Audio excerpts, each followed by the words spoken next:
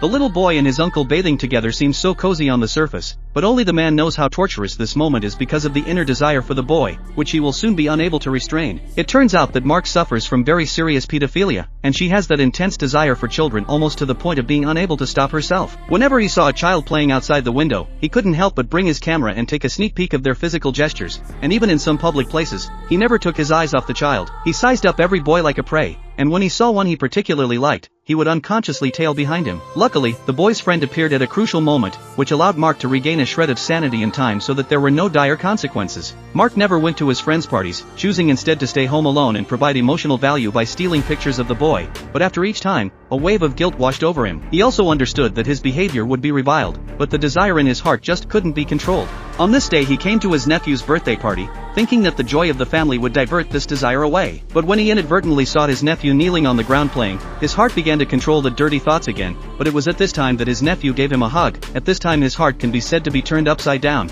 In order to hide the nastiness inside, Mark quickly went to the bathroom. He was surprised that he was having feelings for his loved ones, and the thought made him feel incredibly disgusted with himself. He had also tried to work through his problems with a doctor. When he boldly stated that he liked children, the doctor couldn't understand what he meant at first, but when he explained that he had a special liking, what awaited him was the doctor's expulsion. Faced with the doctor's indifference, for a while Mark did not know what he should do. This day Mark's next door moved in a pair of mother and son. The boy's name is Arthur, about 7 years old, the woman's name is Jessica, is a single mother. Looking at Arthur's clean face, Mark's eyes couldn't help but be deeply attracted to the little boy. Since then, Mark's early mornings have been one more thing. He would always pinpoint the right time every day, and then come to the window, just quietly watching Arthur's figure to school. On this particular day, Mark happened to meet up with Jessica in the hallway and he offered to invite Mark to dinner. In order to just thank Mark for offering to help with the moving ceremony, Mark had carefully chosen his clothes before he left and had rehearsed the dialogue for the meeting. It wasn't directed at Jessica though, it was Arthur. Hallo Arthur.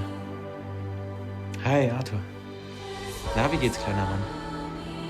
At the dinner table, Jessica kept talking about her ex-husband's behavior, but what she didn't notice was that Mark's eyes hadn't left Arthur since the beginning. After dinner, the two played a card game, and seeing how well they got along, Jessica's love for Mark grew in her heart. At night, Mark lay in bed tossing and turning, his mind filled with scenes of himself playing with Arthur. In order to satisfy his desire, Mark would often come to the swimming venue to take photos, which can be said to belong to his paradise. In the evening, the door of Mark's room was knocked by Jessica, who had to go to a friend's birthday party, but Arthur didn't want to stay at home alone, so he wanted Mark to help look after Arthur. Although Mark didn't look different on the surface, he was actually happy in his heart.